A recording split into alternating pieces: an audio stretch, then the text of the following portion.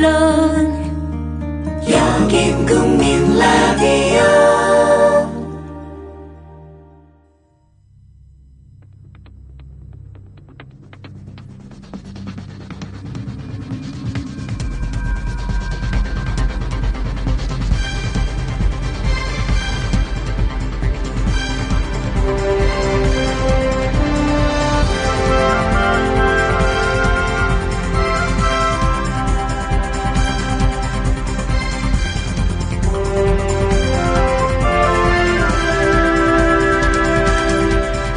조상훈 김용민의 조간 브리핑.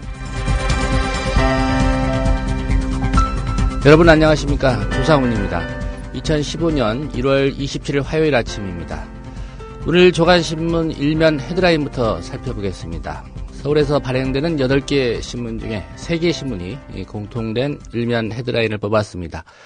경향신문입니다. 증세 대신 이번엔 지방재정 쥐어짜기.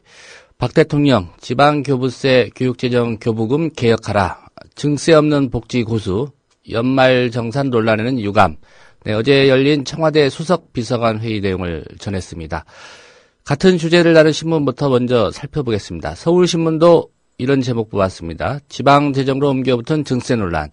지자체 세수 확보 노력 부족 비판. 예, 중앙지방정부 정면 충돌 가능성. 예, 역시 어제 청와대 수석비서관 회의에서 박근혜 대통령이 언급한 그 지방재정 개혁 이 부분을 헤드라인으로 뽑았습니다. 한국일보도 마찬가지입니다. 제목은 이렇습니다. 지방재정 메스로 증세 의회. 박 대통령 청수석비서관 회의 재정자립 취약 지자체 반발 예상. 증세 없는 복지 논란 더 커질 듯. 예, 비슷한 기류로 이 기사를 일면 헤드라인으로 뽑았고요. 네, 국민일보는 좀 같은 주제긴 한데요. 제목이 좀 뉘앙스가 다릅니다. 국민일보입니다. 지방재정 개혁해 복지 충당한다. 이렇게 제목을 뽑았고요. 박 대통령 지방교부세 교육재정 교부금 등 손질 시사. 예, 모두 합해서 이제 4개 신문이 같은 얘기를 다루는데 국민일보는 좀 뉘앙스가 다르게 제목을 뽑았습니다.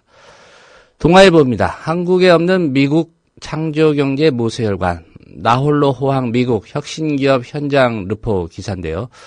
오바마 규제 완화에 기업들이 화답했고 창업 지원 시스템으로 경제 활성화가 이루어졌다. 이런 기사를 실었습니다. 세계일보입니다. 소득 대비 아직도 거품 많은 집값. 서울 중산층 연소득의 9배. 서울의 집값이 중산층 연소득의 9배에 달한다는 분석이고요. 이게 뉴욕이나 도쿄를 앞질렀다는 얘기도 싣고 있습니다. 왜 그런가 원인도 진단을 했는데요. 대출 의존 집값 부양 정책 탓이다고 했고요. 요즘 젊은 세대들 내 집 장만 꿈 못 꾼다 이렇게 분석했습니다. 조선일보는 연일 규제를 풀어야 된다. 여기에 좀 집중하고 있는 것 같습니다. 오늘도 비슷한 기사가 일면 헤드라인에 실려 있는데요. 공장 빈터에 창고도 못 짓는 규제법, 투자 막는 수도권 규제, 예, 시리즈 중. 예, 오늘 일면 톱으로 실렸습니다. 중앙일보는 자원외교를 다뤘습니다. 자원외교 싸움 키운 산업부의 이중자료. 작년 말 야당에 준 통계엔 MB정부 회수율을 13.2%로 기록했는데 한 달 뒤 여당에 준 자료에는 114%. 예, 미래 회수액까지 더해 부풀렸다. 이런 기사입니다. 한겨레는 그리스 총선 결과를 분석했습니다. 신자유주의 거부한 그리스의 선택. 그리스 총선 시리자 압승 이 기사를 실었습니다. 일면 헤드라인 살펴봤고요. 김용민 국장 함께하고 있습니다. 안녕하십니까? 네, 안녕하십니까? 예, 사진 볼까요? 오늘 서울에서 발행되는 조간신문은 다 이 사진입니다. 예, 이정협이 호주 시드니의 오스트레일리아 스타디움에서 열린 이라크와의 2015 아시안컵 준결승에서 전반 20분 선제 결승골을 넣은 뒤 기뻐하고 있는 예, 그런 모습입니다. 한국이 이라크를 2대0으로 꺾고 1988년 그때 준우승을 했죠. 그 이후 27년 만에 아시안컵 결승에 올랐는데요. 자, 오늘 31일 저녁 6시 예, 호주 오스트레일리아 스타디움에서 55년 만에 우승에 도전하게 됩니다. 예, 그러니까 아랍에미리트 연합하고 호주전 승자와 결승에서 맞붙는 거죠. 네. 예. 굉장히 의미가 있습니까? 이게 제가 잘 몰라서 그런데 월드컵 4강도 가는데 뭐 아시안컵 우승 예. 뭐 하면 하는 거죠. 예. 월드컵 4강이었던 나라가 아시안컵에서 2강이 된 거.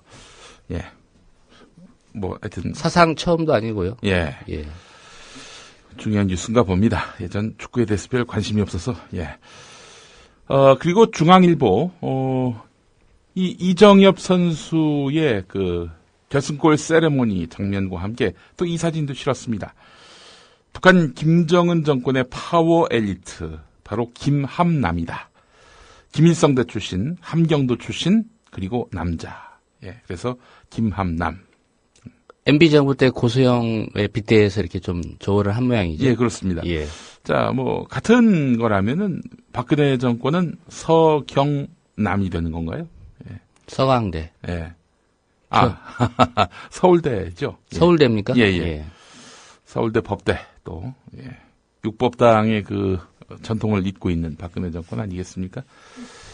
서강대 출신보다는 서울대에 훨씬 더 편중도에 있는 최근에는 상황이고요. 또 성균관대가 약진하고 있고요. 아, 그런가요? 예. 이완구 총리 후보자 성균관대. 아, 그러네요. 성경남인가요, 그럼? 예. 알겠습니다. 자, 한겨레는 뭐 이 일면 머릿 기사에 들어간 사진이긴 합니다만은 그리스 총선에서 압승을 거둔 급진좌파 정당의 대표가 아테네에서 지지자들에게 손을 뻗어서 담례하는 모습, 로이터 연합뉴스발로 전하고 있습니다. 예. 조상훈 김용민의 조간 브리핑 광고 듣고 오겠습니다. 안녕하십니까. 저는 인천공항에서 뉴욕까지 여러분과 함께할 막날라 기장입니다. Ladies and gentlemen. 이봐요, 스튜디오지스. 내가 새싹 땅콩 줘달라는 거 까먹었어요? 땅콩 더 드릴까요? 이건 그냥 땅콩이고 나는 새싹 땅콩차. 수치에 좋고 몸에 여기저기 마구마구 좋은 새싹 땅콩차 달라 그랬잖아요. 아우 골 아파. 손님, 그건 저희 비행기에 없는데요. 야, 사무장 오라 그래. 그리고 너 내려. 당장 색싹 땅콩차 가져와. 뱅기 후진해. 기장입니다. 본 항공기 후진 안 합니다. 기내에서는 숙취로 인한 행패와 꼬장을 금지합니다. 새싹땅콩차는 전창걸닷컴에서 구매해 주시기 바랍니다. 인터넷 다음에서 전창걸을 검색하시면 전창걸닷컴이 나옵니다. 전화 주문은 070-8635-1288, 070-8635-1288로 가능합니다.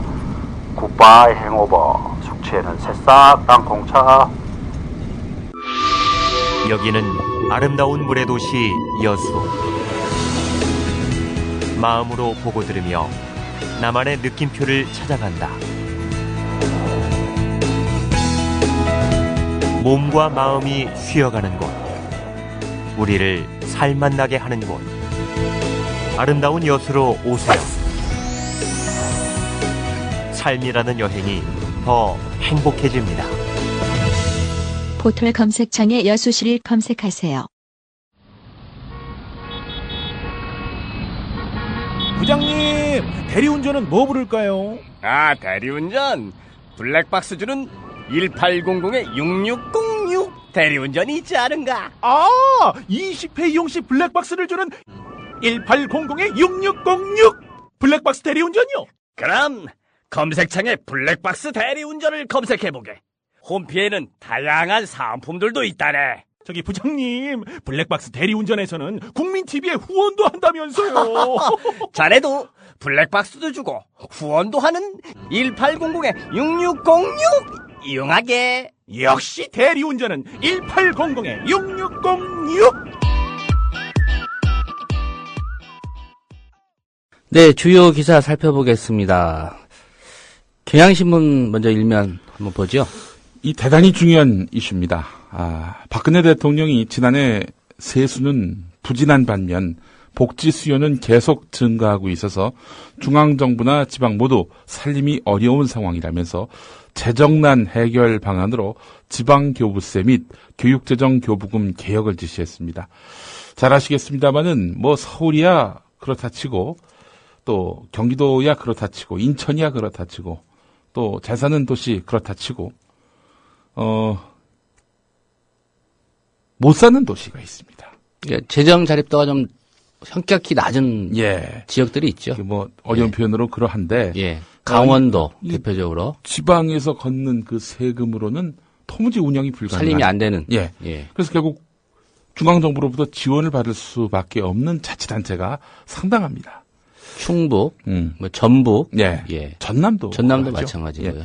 그래서 이 지방에다가 중앙정부가 상당하게 그 교부금을 내려보냈습니다. 또 지역교육청에도 말이죠. 자, 그런데 그게 아까운 겁니다. 그게 아까워서 그래서 그거 아끼겠다라는 차원에서 하신 말씀입니다. 자, 중앙정부 차원에서 증세, 그러니까 법인세를 많이 걷는 이런 방안에 대해서는 끝내 그 카드는 택하지 않겠다. 많이 걷는 것도 아니죠. 예. 이명박 정부 때 깎아준 거. 예. 제자리를 좀 돌려놔라 이 얘기인데. 예. 예. 자, 그렇다면은 결국 지역에서도 복지를 해야 되는 거 아닙니까? 중앙만 복지합니까? 결국 이렇게 해서 지방 교부금을 줄인다. 또 지방 교육재정 교부금을 줄인다. 어떻게 되겠습니까?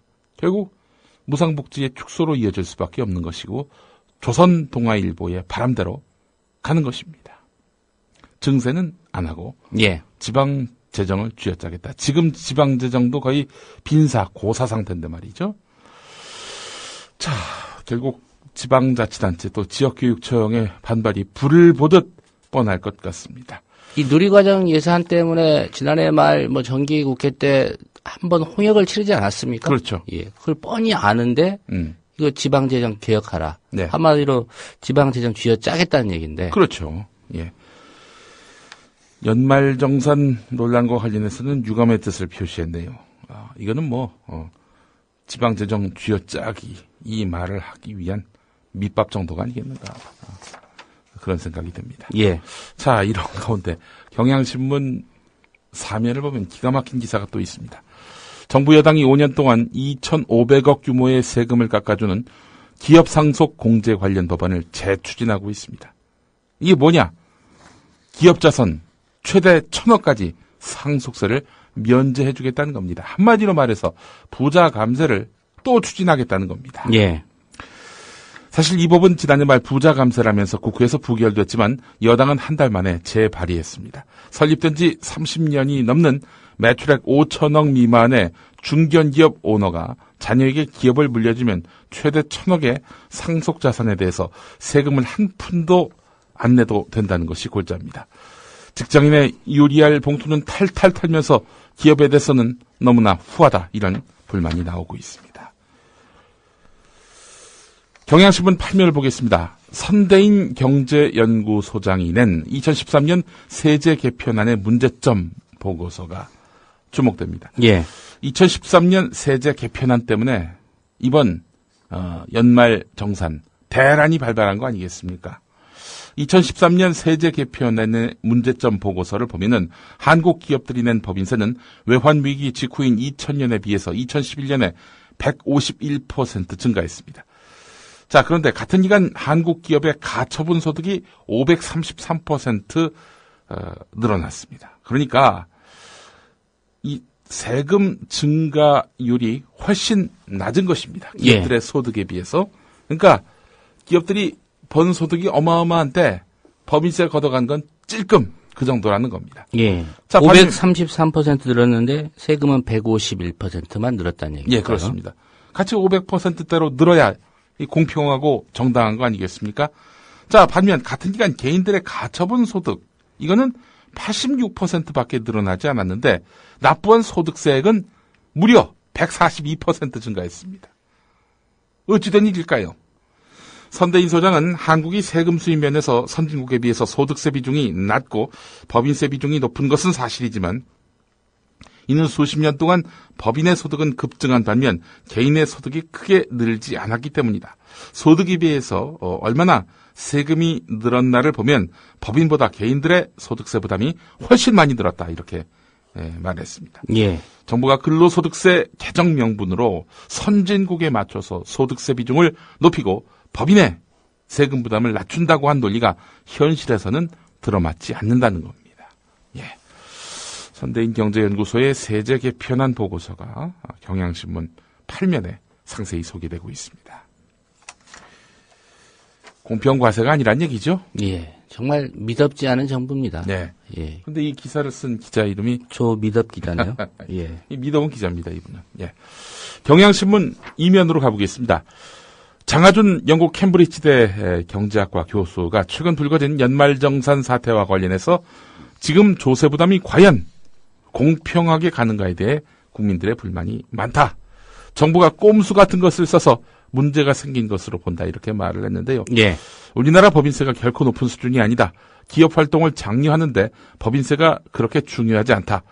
자꾸 씀씀이를 줄이고 조세 감면 줄이고 남은 잔돈으로 복지하겠다고 하는데 기본 발상을 전환해야 한다라면서 복지 확충을 위한 증세 필요성을 강조했습니다. 예, 결국 법인세 올려야 된다는 게 답이다는 얘기고. 예, 한국의 법인세는 결코 높은 수준이 아니다라는 진단입니다. 예, 어느 선진국하고 도대체 이 정부는 비교를 하는 겁니까? 글쎄 말입니다. 선진국에 맞춰가는 거다라고 했는데 선진국에서 지금 경제학을 가르치는 교수 말은 한국의 법인세 결코 높은 수준이 아니다. 이런 이야기입니다. 국민 잔돈으로 복지한다는 발상, 이거 바꿔야 한다라는 이야기를 하고 있는데요.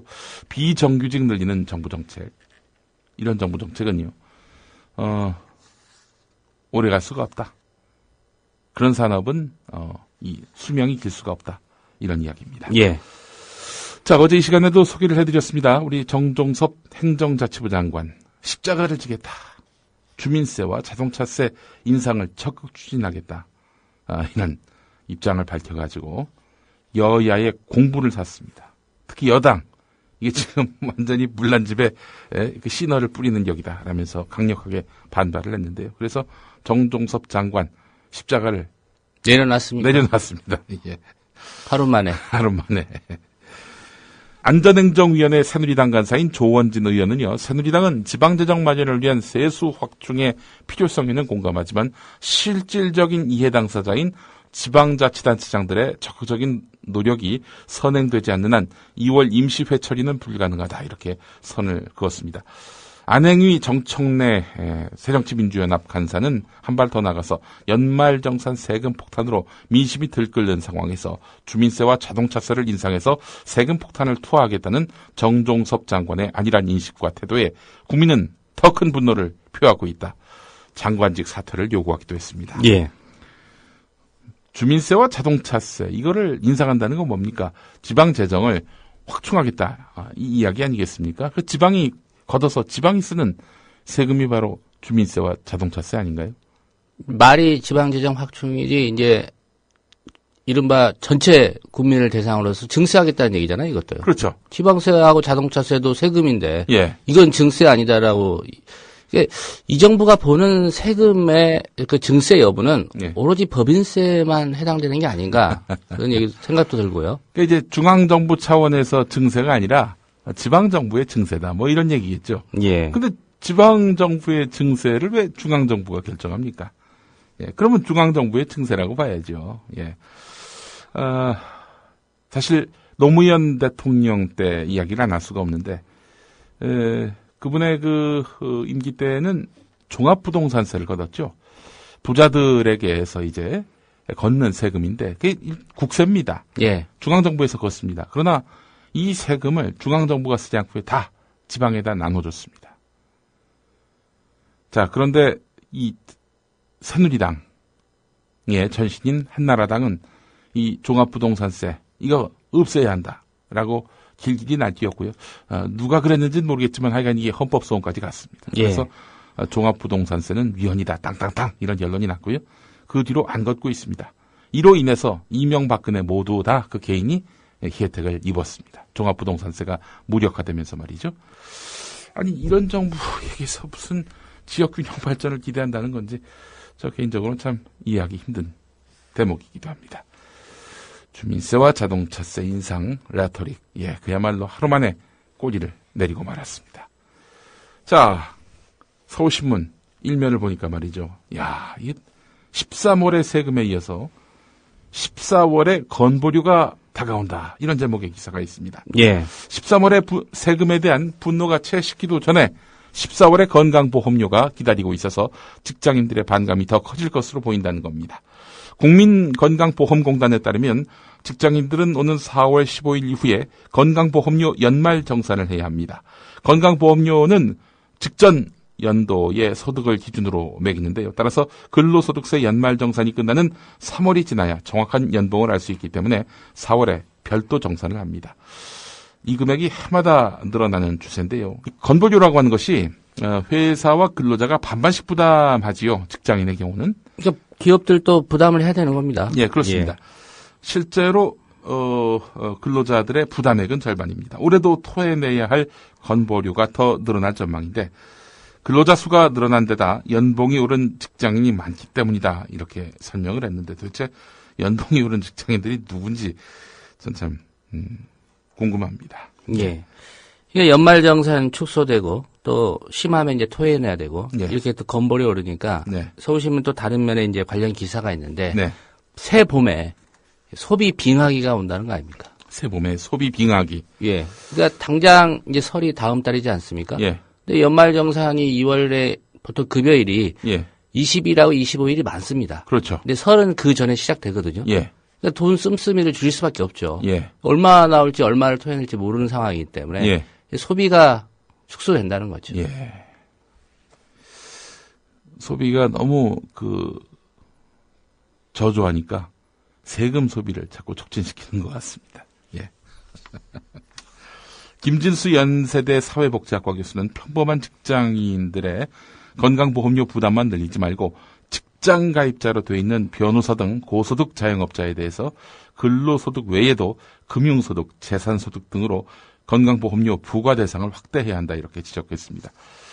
변호사 중에 고소득자가 있는가 하면은 저소득자도 상당하죠. 예. 어쨌든 여간 고소득 자영업자에 대한 근로소득 외에도 금융소득, 재산소득 등으로 건강보험료 부과 대상을 확대해야 한다는 이런 지적 새겨들어야 할 텐데 이것도 일종의 부자 증액 아니겠습니까?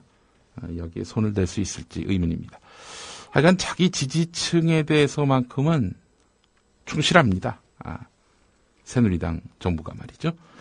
세계일보 일면으로 가보겠습니다. 소득 대비 아직도 거품이 많은 집값 이런 소제목이 있는데 자산 가격은 소득을 기반으로 형성되지요. 소득 대비 배율은 자산 가격의 적정성과 구입 가능성을 가늠케 하는 척도입니다. 자, 이 지표로 봤을 때 서울의 집값은 여전히 지나치게 비싼 것으로 나타났습니다. 그 소득에 비해서 과연 구입할 수 있겠는가? 예. 이런 것들을 측정하는 건데 서울의 연소득 중산층의 연소득의 9배라는 겁니다. 집값이 말이죠. 예. 예. 이거는 뉴욕과 도쿄를 앞지른 것이라고 합니다. 예. 지난해 9월 기준으로 서울의 중위 집값은 연소득의 8.8배, 9배인 겁니다. 뉴욕은 6.1배, 도쿄는 4.9배, 워싱턴은 4.2배입니다. 제일 높은 데가 홍콩이네요. 네, 그렇습니다. 17배. 17배. 웬만한 한국 중산층이 소득으로만 서울의 중간 가격의 집을 마련하려면 거의 9년치 소득을 단 한 푼도 쓰지 않고 모아야 한다. 이런 뜻이기도 합니다. 자, 이렇게 된다면 젊은 세대들의 내 집 정만의 꿈 과연 가능할까요? 예, 이 통계가 맞는 것 같습니다. 네. 연봉 한 5천이면 4, 5천짜리 집을 살 수 있다는 거고요. 그렇죠. 서울에서. 예. 보통 그 정도 하잖아요. 그렇죠. 예. 6천이면 이제 한 5억 4천. 예. 집값이 그 정도 되니까요, 서울에. 집값이 너무 높아요. 부풀려졌습니다. 이런 생각 저는 가끔 합니다. 예. 저 콘크리트 덩어리 공중에 떠 있는 저걸 네. 몇 억씩 주고 내가 샀다는 게 정말 잘한 짓일까? 예. 이런 생각 가끔 하는데. 근데 그 집값을 또 내리자면은 그 집이 유일한 재산인 또 서민 중산층들이 상당하단 말이죠. 그렇죠. 그분들의 낭패는 또 이루 말할 수가 없는 것이고요. 문제는 또 이제 대부분 빚을 깔고 그 그렇죠. 집을 샀기 때문에 예. 집값이 내려가면 이제 한마디로 뭐 은행도 쇼크가 오지만 가게 쇼크가 오는 거죠. 예. 이 가게가 집값을 갚지 못하면은, 그러니까 집값에 쓴다면서 빌려간 돈을 갚지 못하면은 은행이 결국 파산하는 거고, 은행이 파산하면 나라 경제가 흔들리는 거죠. 그래서 어떻게든 이 거품 잔뜩 낀 집값을 유지하기 위해서 정부가 혈안이 돼 있다. 이렇게 이야기할 수 있는 건데 말이죠. 아, 그렇군요. 연소득의 9배 정도 되는 집값. 세계일보 진단이 정확한 것 같습니다. 예. 대출 의존 집값 부양 정책 탓이다. 예. 예. 이래 놓고는 또 대출 문호를 활짝 열어놓을 테니까 여러분 마음껏 빌려가셔서 집 사세요. 또 이러는 게 현 정부의 기조 아니겠습니까? 예. 한참도 내다볼 줄 모르는 이런 근시안으로 나라 경제를 지금 책임지겠다고 하고 있으니 개탄을 금치 못할 일입니다. 자, 그리스 파산 위기에 놓인 나라다. 요즘 우리에겐 그렇게 각인이 돼 있는데 그리스의 급진 좌파 연합 정당 이름이 시리자군요. 시리자가 총선에서 압승을 했습니다. 36.3%를 득표하면서 300석 의석에 과반의 2석 모자라는 149석을 확보했습니다. 득표율이 36%대인데 절반 정도를 차지했군요. 예. 네. 기존의 집권당인 중도 우파의 신민주당은 27.8% 득표로 76석을 차지했는데 그쳤습니다. 불과 10% 차이도 안 되는데 그 의석은 또 절반 정도입니다. 예. 이어서 극우 황금새벽당과 중도 성향의 포타미가 각각 17석을 얻었는데요. 좌파 진영의 대표 정당이던 범그리스 사회당은 13석을 차지했습니다. 자, 그리스 최연소 총리가 될 알렉시스 치프라스. 야, 이 양반이 저보다도 나이가 어리군요. 40살입니다. 예. 예. 의회에서 총리 선서를 하고 연립정부를 구성할 예정이라고 하는데요. 구제금융 조건에 반대해온 그리스 독립당의 당수와 만나서 연정 구성에 합의했다.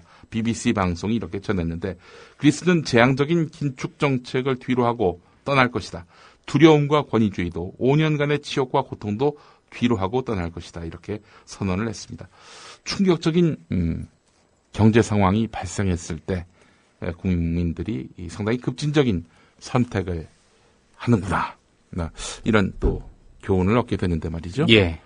40살의 총리가 이런 난국을 잘 헤쳐나갈지 상당히 또 주목되고요. 자, 결국 보수와 중도는 이 상황에서 대안이 되지 못했다는 거 아니겠습니까?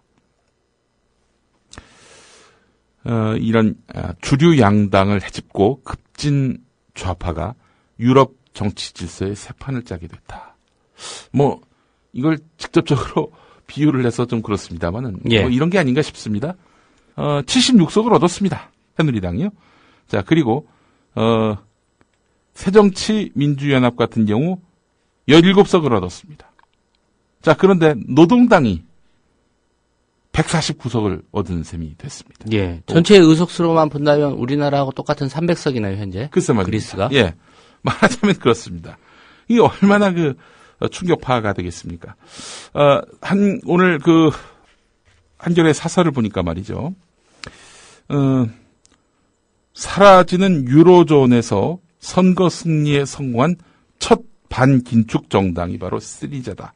시리자는 긴축 폐지와 더불어서 국내 총생산의 2배 가까운 외채 가운데 절반 정도를 탕감해 줄 것을 주장하지만 독일, 프랑스 등 유로 중심국은 이에 반대한다. 따라서 앞으로 협상이 잘 되지 않으면 1999년 유로존 출범 이후 처음으로 탈퇴국이 나오는 그렉시스가 현실화 될 수 있다. 그렉시스는 그리스와 탈출구를 뜻하는 익사이트. 이게 예. 합쳐진 것이죠.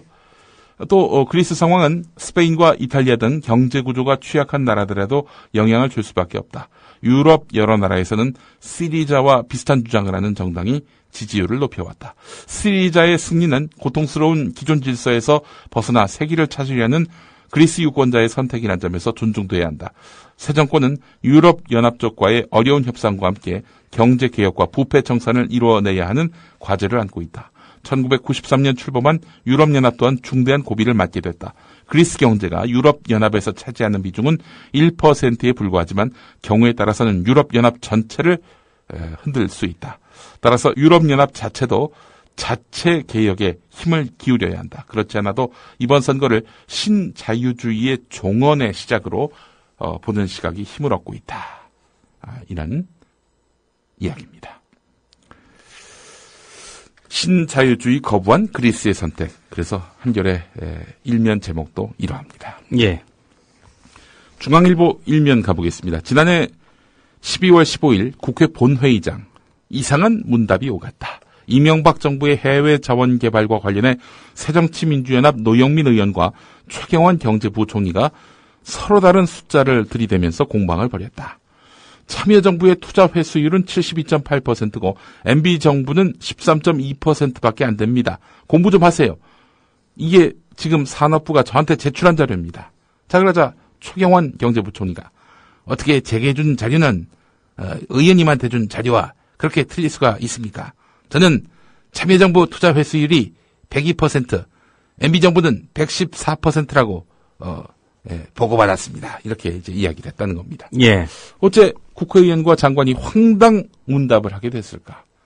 똑같은 산업부 자료라고 하는데 부처가 다른 것도 아닙니다. 자, 그렇다면 어찌 된 일일까? 중앙일보는 산업통상자원부, 산업부가 해외 자본 개발과 관련해서 서로 다른 수치를 생산했다는 겁니다. 그러니까 산업부가 준 자료 정확하게 읽은 겁니다. 노영민 의원이나 최경환 부총리나. 예. 그러니까 산업부가 노영민한테 준 자료 따로, 최경환한테 준 자료 따로 이랬다는 겁니다. 자원외교 싸움을 키운 산업부의 이중 자료. 예. 이런 제목인데 이에 대해서 산업부 관계자는 자료 요구가 많은 데다 달라는 시점에 맞춰서 수치를 업데이트하다 보니 다른 숫자가 등장할 수도 있다 이렇게 주장했는데 아니 뭐 1, 2 차이 나는 것도 아니고요. 네. 야당 국회의원이 달라고 그러니까 MB정부 투자회수율 13.2%라고 했다가 네. 부총리가 달라고 그러니까 여당이 달라고 하니까 114%. 네. 말이 됩니까? 예. 뭐 이게 사실 최경환 노영민뿐만 아니라 이게 의원실마다 요구하는 자료가 있는데 그 자료마다 산업부가 다 다른 답변을 하고 있다. 이런 증언도 지금 나오고 있습니다. 예. 이제 산수를 잘 못하시는 분들이 자료를 생산하는 그런 산업부군요. 자, 한겨레 일면으로 가보겠습니다. 이완구 국무총리 후보자 이제 뭐 검증의 도마 위에 올랐습니다. 차남 소유의 경기도 성남 토지 374평 규모입니다. 1237제곱미터인데요. 여기 이 땅의 그 공시지가가 애초 이완구 후보자 장인과 장모가 매입한 2000년에서 2001년 이후에 폭등한 것으로 확인돼서 투기 의혹이 일고 있습니다. 예. 이완구 후보자 차남 소유의 경기도 성남 분당구 대장동. 분당이긴 하지만은 이게 판교 쪽에 좀 더 가까운 곳입니다. 예. 여기 두 필지의 등기부등본과 공시지가 기록을 보면은 이완구 후보자의 장인은 85살이던 2000년 6월에 이 땅을 또 이완구 후보자의 장모는 82살이던 2001년 7월에 또 다른 땅을 매입했습니다.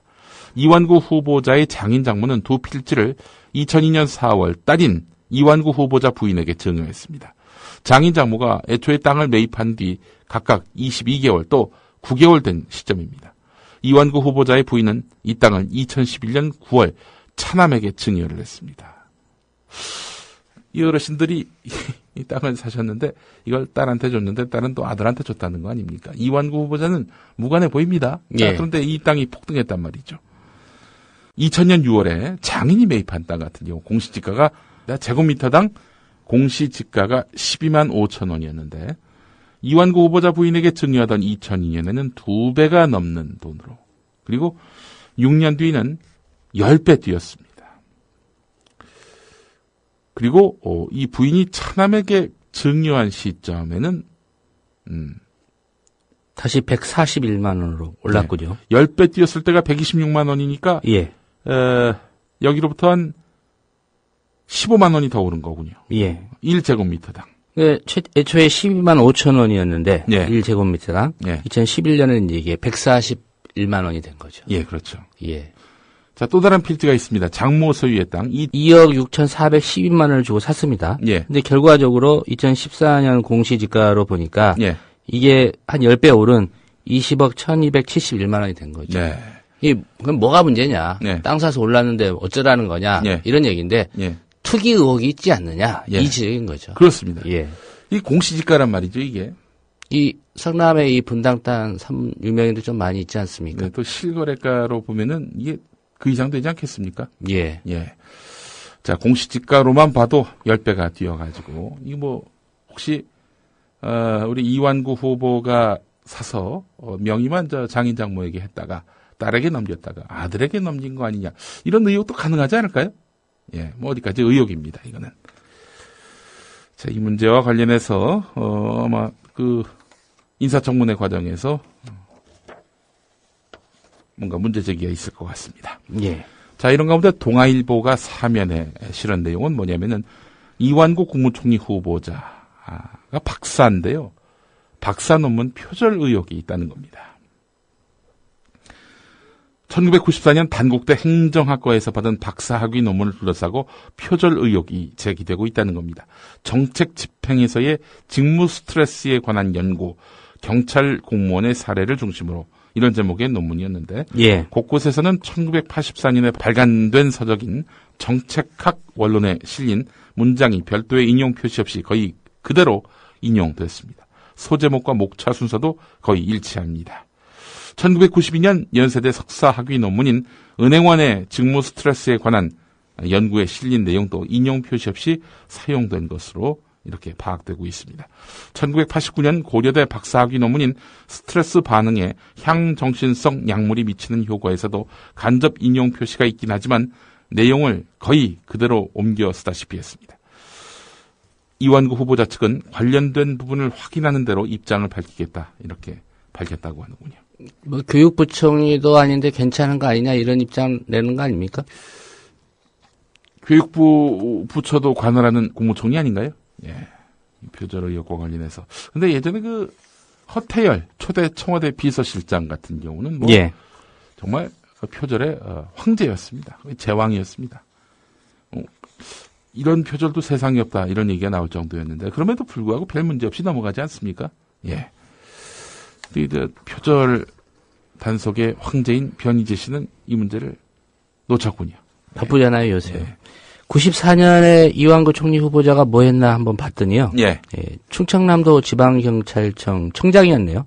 아, 이 경찰 공무원 출신입니까, 이 양반이? 그렇죠. 아. 행정고시를 봐가지고요. 예. 경찰직을 지원해가지고 경찰서장하고 충남지방경찰청장까지 했죠. 예. 94년 6월부터 95년 2월 예. 충남지방청장 당시에 박사학위 논문을 썼는데 네. 그렇다는 얘기죠. 표절 의혹이 있다는 얘기죠. 예.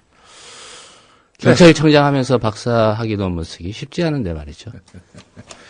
글쎄 말입니다. 하여간 참, 인용 표시 잘못하면 그 자체로 표절이고 또 절도가 또 되는 아주 엄중한 학위 논문입니다.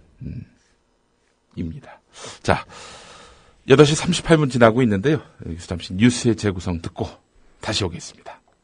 가정마다 여러 가지로 지출할 곳이 많이 있을 텐데 연말 정산 문제로 인해서 국민들에게 더 큰 어려움을 드리지 않도록 방법을 강구하는 것이 필요하겠습니다. 지금 이 멘트는 아마 이 말씀을 하기 위해 던진 밑밥인 것 같습니다. 지자체의 자율성이나 책임성을 오히려 저해하고 있는 것은 아닌지 면밀히 살펴보고 제도적인 적폐가 있으면 과감하게 개혁을 해야 될 시점이라고 생각합니다. 지방교부금을 줄이겠다? 이건 지역자치단체장과 지역교육감의 예산 증액 요구에 배치됩니다. 이대로 그대로 간다면 디폴트는 자연적인 현상으로 오고 그렇게 된다면 지방자치는 무너지고 만다라고 하는 말씀을 꼭 드리고 싶습니다. 지방자치단체가 만약 디폴트, 즉 파산을 하게 되면 중앙정부도 엄연히 동반 책임이 있음을 강조한 것입니다. 시도 교육감들이 국회 예산 편성 과정에서 교육청의 살림살이인 지방교육재정이 줄어들자 교부금 인상을 촉구했습니다. JTBC는 대통령 말씀을 이렇게 정리하네요. 약속한 복지는 많은데 세금은 모자란다. 그러나 증세는 안 한다고 했으니 증세를 말할 수는 없다. 청와대 그리고 정부의 고민이겠죠. 박근혜 대통령이 오늘 지방자치단체에 내려보내는 교부세와 교육재정 교부금을 손보겠다고 했습니다. 지방으로 가는 돈을 줄여서 부족한 세수 문제를 해결하겠다는 것이 아니냐 하는 불만의 소리가 나옵니다. 가뜩이나 어려운 지방교육과 복지에 대한 투자가 줄지 않겠느냐는 지적도 이어졌습니다. 지난해 정부 조사 결과 전국 240여 개 지자체 평균 재정 자립도는 50.3%로 1991년 이후 최저 수준입니다. 재원은 늘지 않는데 복지 비중이 늘어 재정 자립도는 해마다 떨어질 수밖에 없다는 지적도 잇따르고 있습니다. 대통령 선거 때는 어떠셨을까요? 부푼 꿈을 안겨주셨지요. 박 후보는 지방세 비중을 지속적으로 높이겠다고 밝혔고 수도권과 지방, 도시와 농촌이 상생하고 공존할 수 있는 새로운 지역 균형 발전 패러다임을 찾아야 합니다. 당선된 뒤에도 박 당선인은 시도지사들이 부동산 취득세 감면 연장에 따른 지방세수 확보에 어려움을 호소하자 중앙정부가 세수를 보전해주는 것이 맞는 방향이라고 답했습니다. 또 무상보육 전면 시행에 따른 지자체 부담금에 대해서도 역시 중앙정부가 지방정부의 재정 부담을 줄여주는 것이 맞는 방향이라고 말했습니다. 전국에 어디에 살든 국민들이 희망을 가질 수가 있고 자신의 미래에 대해서 그리고 노력한 만큼 그 행복과 보람을 거둘 수 있는 그런 나라를 꼭 만들어야 되겠다는 그런 의지를 가지고 있습니다. 지역 시민단체들 대통령 말씀이 있던 그날인 1월 26일 이런 입장을 내놓았습니다. 특히 지방재정은 국가의 사무를 지방에 떠넘기면서 재정 부담을 하지 않음으로써 많은 지방자치단체들이 재정 위기에 빠져 있습니다. 그럼에도 불구하고 중앙정부는 그 재정 위기가 지방자치단체의 재정의 잘못으로 비롯된 것처럼 호도하면서 지방재정의 보완을 지체하고 있습니다. 대통령께서 지방재정 알아서 하라고 하신 말씀이 나온 줄도 모르고 또 지키지도 못할 약속 정말 잘해요. 시간이 지나고 보면 말뿐이었죠. 이제 바꿔야 해. 우리가 바꿔야 해요. 누가 바꿔줘요 하며 기다리면 안 돼요. 힘없는 사람은 맨날 당하고만 살아요. 그렇게 비겁되면 세상은 돌아가요.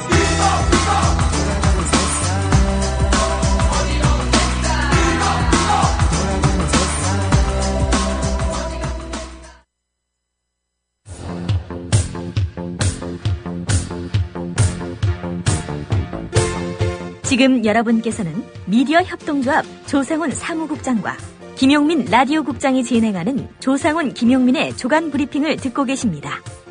매일 아침 조간신문을 샅샅이 훑어보고 꼭 짚고 새겨야 할 뉴스를 엄선해 전해드립니다.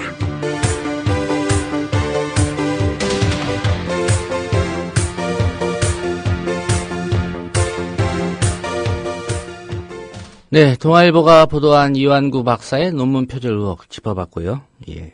부산국제영화제 집행위원장이요. 그때 예. 좀 전해드리려고 했는데 시간 관계상 이제 듣지 못했는데. 예. 이 논란이 좀 뜨겁죠? 예, 그렇습니다. 1월 24일 부산시가 낸 보도자료는 이렇습니다. 이용관 현 부산국제영화제 집행위원장의 거취 문제를 집행위원회에 요구했다. 이렇게 밝혔습니다. 자, 그런데 말이죠. 정경진 부산시 행정부시장이 어제 기자들과 만나서 20년 역사의 부산국제영화제가 이제는 생산적 산업으로 일자리를 만드는 조직으로 변화해야 한다는 요구가 그간 꾸준하게 제기되어 왔다. 새로운 안을 만들어보자는 차원에서 지도 점검을 했는데 문제점이 나왔고 쇄신 방안을 마련해보라고 이용관 위원장에게 요구한 것인데 사퇴라는 곡해가 생긴 것 같다. 얘기가 다르지 않습니까? 아니, 거취 문제를 집행위에 요구했다고 했는데 네. 이틀 만에 왜 이렇게 입장이 바뀐 겁니까? 글쎄 말입니다. 영화계가 반발하니까 결국 말을 바꾼 거 아니겠는가? 뭐 그렇게 추론할 수밖에 없는 것 같습니다. 예. 예. 한국영화제작가협회 그리고 한국영화감독조합 등 12개 단체가 공동 성명을 내고 위원장 사퇴 권고가 지난해 다이빙배를 상영한 것에 대한 보복이라는 의심을 지울 수 없다 하면서 영화제의 독립성을 해치고 정체성과 존립마저 흔들리는 상황을 초래한 부산시는 사퇴 종용을 철회하라 이렇게 밝히기도 했습니다. 서병수 부산시장이 지난해 영화제에서 다이빙벨 상영에 대해서 반대 의사를 표명했지만 영화제 측이 상영을 강행했고 이후에 이용관 위원장 경질설이 끊이지 않았지요. 예. 이게 뭐든지 정치 논리로 풀려다 보니 예. 영화계가 단체로 철수를 하게 되면은 부산국제영화제 조립할 수가 없는 거죠. 부산시가 영화 찍어서 뭐 상영하겠죠. 예. 경향신문 이면 보겠습니다. 군 당국이 여군이 갈수록 증가하는 현실을 고려해서 앞으로 만들어지는 육해공군 해병대 군과에서 사나이나 남아, 아들과 같은 남성만을 지칭하는 단어 사용을 금지하기로 했습니다. 사실 사관학교 교과나 군가에서 가장 많이 등장하는 단어가 바로 사나이 또 아들이었다고 하는데요. 특히 해병대는 전통 군가 내용은 물론이고 제목에서부터 사나이라는 단어가 들어간 노래가 많았습니다. 그럼 진짜 사나이는 바꿔야 되나요? 그래야 되겠네요. 예. 뭐라고 바꿔야 될지도 좀. 근데 진짜 사나이라는 그 예능 프로그램도 있지 않습니까? MBC 있죠. 예. 그것도 바꿔야 되겠네요. 예. 또 민족이라는 표현도 앞으로 또 뺀다고 하는군요. 민족이나 결애라는 협소한 개념의 단어 대신에 국가라는 공통의식을 심어줄 수 있는 단어로 바꾸기로 했다고 하는데 다문화 시대를 맞아서 충성 대상을 민족에서 국가 또는 국민으로 바꿨다는 겁니다. 예. 미군 같은 경우에 국가의 민족이라는 단어 없겠죠. 네, 그렇죠. 다민족 국가니까요. 예. 혹시 민족에서 국가 또는 국민으로 바꿨다는 건데 글쎄 국가는 곧 대통령 각하를 지칭하던 시대가 있었는데 예. 글쎄요. 종북 세력 척결하자 이런 군가 만들어지는 건 아닌지 모르겠습니다. 예. 경향신문 사면으로 가보겠습니다. 새누리당에서 박심의 주가가 급락하고 있다는 겁니다. 박심, 박근혜 대통령의 의중을 뜻하는 박심인데요. 박근혜 대통령 집권 1, 2년 차에 너도나도 박심팔이를 하던 것과는 다르게 박심과 거리 두기에 바쁜 모습이 확인되고 있다는 겁니다. 당장 작년 지방선거 때 보면은 서병수 부산시장 후보, 오거돈 무소속 후보에게 밀리는 상황이 연출되니까 플래카드를 새로 만들었죠. 예. 박근혜 대통령 우는 모습. 박근혜 대통령이 출마한 줄 알았어요. 부산시장으로. 예. 그렇게 해서 박심 마케팅을 했던 서병수 후보였는데 박심의 현주소 새누리당 원내대표 선거전에서 상징적으로 드러나고 있는데 원내대표 경선에 출마한 이주영 의원은 2007년 대선 과정에서는 당 정책위 의장으로서 지도부에 있었기 때문에 어느 캠프에도 가담하지 않았다. 그래서 중립이라고 평가되어 왔다. 계파를 가지고 정치를 해본 적이 없다. 이런 말을 했다고 합니다. 예. 이주영 의원이 해수부 장관을 거치면서 박심을 선점한 덕에 이번 원내대표 경선 과정에서 박심이 작용할 것이라는 해석을 부인한 겁니다. 박심을 이용하면 덕을 못 본다. 이런 판단 때문이겠죠. 역효과가 난다는 거죠. 예. 여간 참 흥미롭습니다. 박심 파디에서 박심 부인으로 가고 있는 여당 선거. 경향신문이 오늘 사면에서 짚었습니다. 경향신문 또 사면에 보면 말이죠. 이명박 전 대통령이 곧 낼 회고록 그 내용과 관련한 것이 있습니다. 자, 이명박 전 대통령의 회고록 제목은 대통령의 시간인데요. 다음 달 2일에 출간할 예정입니다. 대통령의 7시간은 아니고요. 그냥 시간이군요. 아닙니다. 예. 전 대통령의 시간입니다. 예. 회고록은 총 12개 장 800여 쪽에 달하며 정치적으로 민감한 사안은 최대한 배제했다는 것이 참모들의 전언인데요. 하지만 정치권 현안이자 폭발력이 큰 자원 외교와 4대강 사업에 대해서는 제기된 비판이나 각종 의혹을 정면으로 반박한 것으로 보입니다. 이명박 전 대통령은 자원 외교에 대해서 부존 자원이 없는 나라로서는 자원 외교에 힘쓸 수밖에 없다. 단기간에 성과 내기 힘든 부분이 있기 때문에 신중하게 평가해야 된다. 이렇게 서술한 것으로 알려졌는데 4대강 사업 비판과 관련해서는 김대중 노무현 정부도 대규모 치수 사업을 계획했지만 여러 차례 수혜를 겪고도 추진하지 못했다. 효과는 이미 보고 있다. 이렇게 말을 했다고 합니다. 책 내용도 내용이지만 출간 시점을 두고 왜 하필 지금이냐 이런 의문이 든다는 건데요. 우선 곤두박질 치는 박근혜 대통령 지지율과 친이명박의 재부상 등 여권 내 역학관계 변화가 착출간으로 이어졌다는 정치적 해석이 있는데요. 예. 박근혜 정부 초기에 새 정부 출범 기대감 등으로 친이명박의 입지가 희박해졌지만 이제는 상황이 달라졌다는 인식이 이들 사이에 팽배해 있다는 겁니다. 예. 얼마나 팔릴까요, 책이? 글쎄 말입니다. 일단 4대강 한 건설업체들은 다 사지 않을까요? 혹시 우리 기업 얘기한 거 있나 궁금해서라도 살 것 같은데요. 예, 언론사 기자들은 뭐 보겠네요. 저도 얼마 전까지 우리 국민 라디오 드라마로 나갔던 이명박 평전이 대본을 엮어서 대응 차원에서 책을 한번 내보면 어떨까요? 어느 게 더 많이 팔리나? 예, 전 대통령의 시각으로 해가지고 8배의 교척이면 대단히 많은 분량 아닙니까? 그렇죠. 예, 자서전이요. 이걸 본인이 썼을까요? 글쎄요. 저자가 누군지 봐야죠. 본인이라고 하니까요. 예. 회고록을 뭐 꼭 본인이 쓸 이유는 없고요. 예. 요즘엔 또 구술을 한 것을 써주는 작가가 있습니다. 예. 리라이팅 작가가 있는데요. 예. 하여간 자서전 전국에 또 관심을 불러 모으고 있습니다. 얼마나 많이 팔릴지는 뭐 그건 또 별개의 문제고요. 동아일보 12면 보면은 박태환 선수가 금지 약물 복용 의혹으로 파문을 일으키고 있습니다. 박태환은 최근 세계 반도핑 기구의 도핑 테스트에서 양성 반응을 나타낸 것으로 알려졌는데요. 예. 이에 대해서 박태환의 소속사는 도핑 적발 사실을 인정하면서도 박태환이 건강 관리를 받았던 병원 측의 실수다 이렇게 해명을 했다고 하는데 작년 아시아 경기 2달 전에 주사를 맞았는데 소속사는 그래서 금지 약물을 투여한 비용원장을 고소했다고 합니다. 한편 당시 수영 경기 때 검사에서는 음성으로 나왔다는 겁니다. 예. 약물을 먹었다. 뭐 이렇게 판정 난 게 없었다는 겁니다.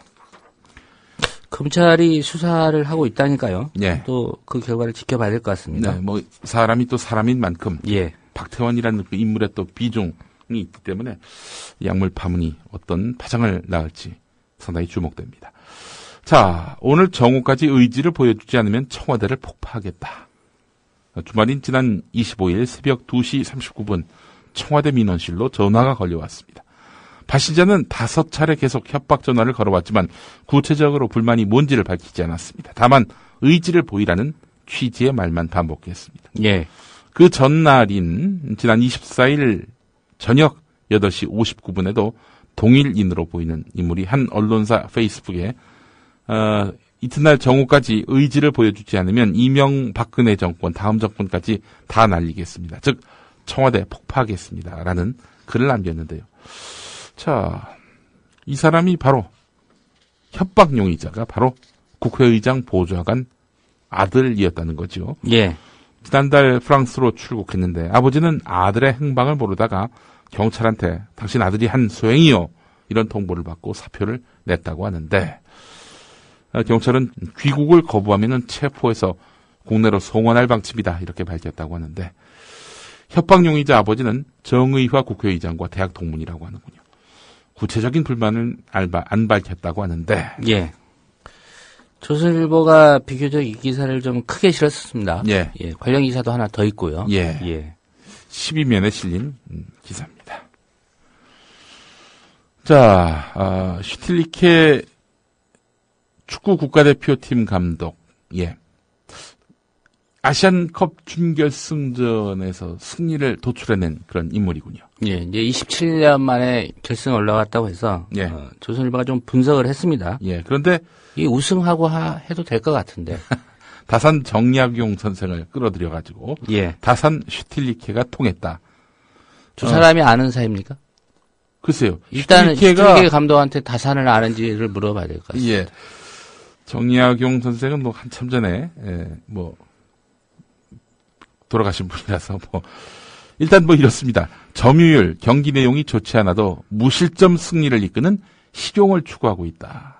실학이라는 얘기죠. 예. 실학. 예, 실용 면에서 이제 다산과 통한다는 건데. 내용 어쨌든 이기는 실학 축구. 예.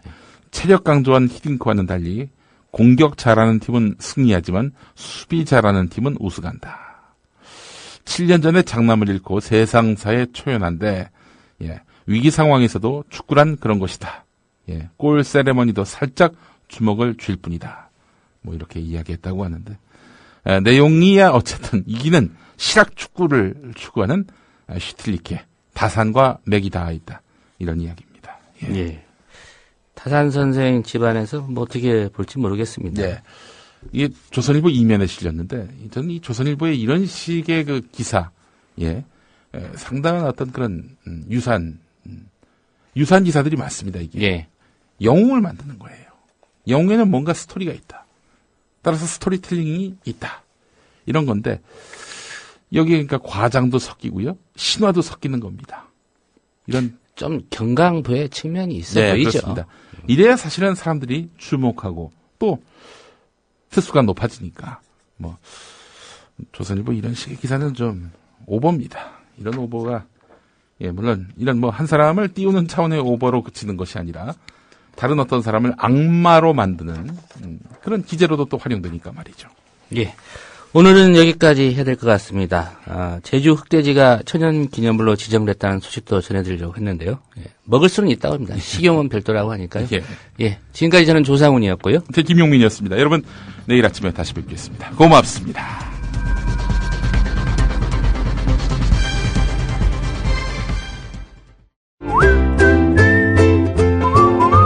국민라디오 팟캐스트 응원하는 가장 쉬운 방법 아시나요? 다운로드하기, 별점 주기, 댓글 달기, 구독하기. 국민라디오 팟캐스트 널리 알리는 가장 쉬운 방법. 다운로드하기, 별점 주기, 댓글 달기, 구독하기. 기억하세요. 다운로드하기, 별점 주기, 댓글 달기, 구독하기.